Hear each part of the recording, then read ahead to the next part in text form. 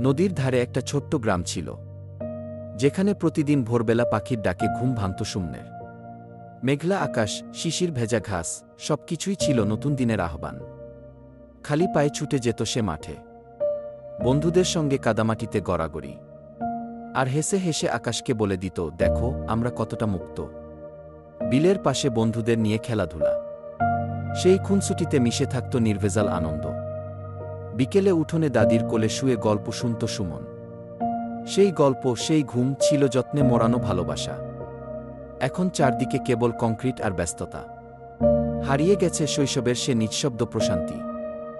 আজ শূন্যের হাতে শুধু কয়েকটা পুরনো ছবি আর চোখে হারানো সময়ের ছায়া।